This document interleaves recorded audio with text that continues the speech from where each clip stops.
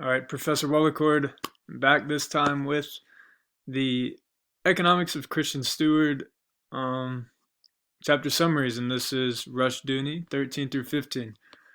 So I thought the one of the very beginning parts of one of the chapters, a telling article, Farewell to Lollipop by Kilpatrick, when he attacked the federal regulation of food sales in public school lunchrooms, and the new regulation would prohibit the sale of junk food or foods of minimum traditional value. And in defending, uh, not defending the junk rooms, he was defending freedom. So I kind of thought about our own situations that we had, like when I was in, I think, the end of grade school or in high school, when Michelle Obama and Barack was in office, and Michelle kind of switched our lunch plans around and put True Moo milk instead of the other milk, so kind of regulated that it'd be more of a health benefit instead of any type of junk from the normal milk or whatever else we'd get. So I thought it was kind of interesting reading about Kilpatrick's situation when we've actually had a really uh, similar situation when Michelle Obama switched our milk to True Moo. We maybe didn't like it as much, but defending the junk, and then it's also in terms of defending freedom, because could we get what we really wanted, or were we more tied up in getting our regulated milk or whatnot? So I mean, I thought that was just a good perspective and example about it. So it said, from our perspective, in such regulations, the state is doing more than an act as a parent; it is playing God. So in working to eliminate the possibility of sin, humanistic sin, by regulating and controlling man in society to try to make temptation possible. So this is a little different, saying how like the Lord God made sin possible, and then it's our freedom, our free will, our choice to either sin and take those decisions on one hand, or leave it on the other and just make things right and try to do our best to serve our way in the Lord.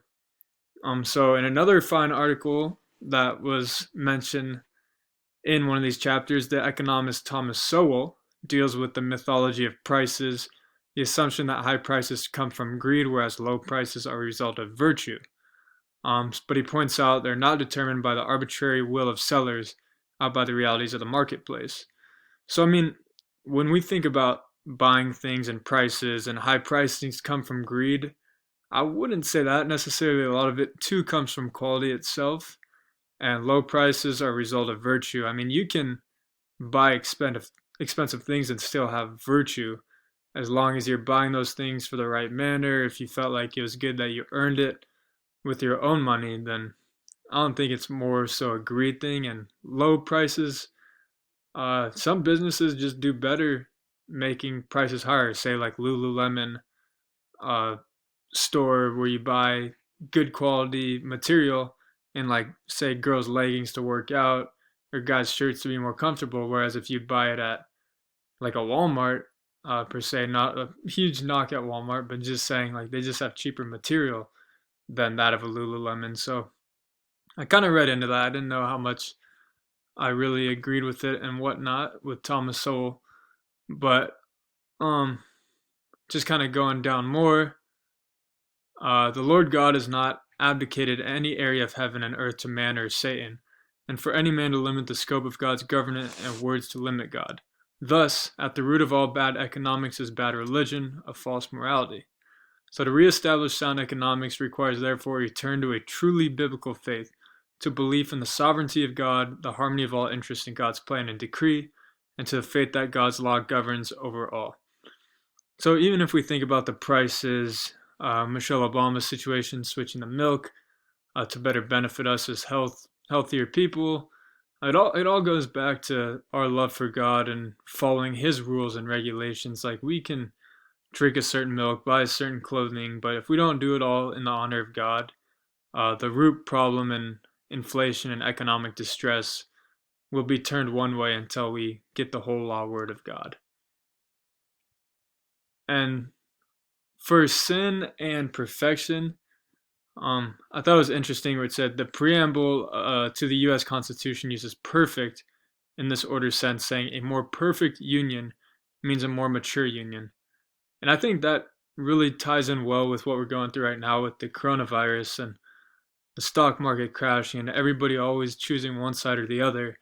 And they kind of forget that we should all, as the American people, or even as the worldly people, children of God, we all got to come together and not be so greedy, not be so annoying where it's always one side versus the other. And that's the most frustrating thing for me. It's like good versus evil in a sense, or God versus Satan, or like that's not what, say, Republican versus Democrats are. It's like you have your own viewpoints, but you can also accept other people for who they are as people. And as all of us are children of God regardless, and we all have to realize that.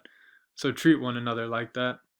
And I think during this time with the stock market crashing, everybody being against the president, like take a step back and appreciate those who lead us and not be so annoying about it. And that's the same thing with the power of God. Some people that maybe non-believers that don't want anything to do with it, but believers try to get others to maybe pray more now that all this stuff is happening.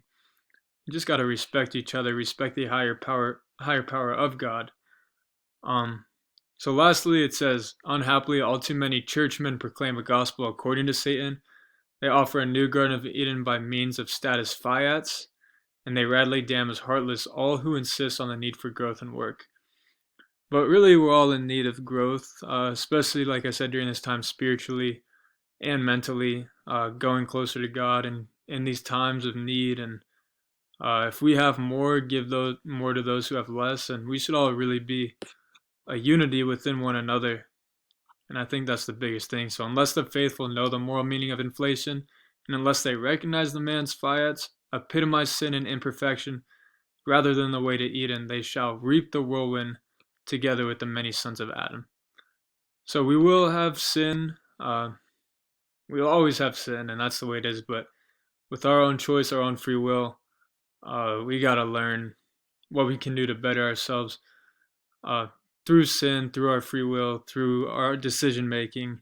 And it all may be predetermined in some way or another, but we still have the choice here on earth to do certain things. So I really liked reading these chapters of Rushdoony, and it really kind of brings you back to this modern time that we're going through right now.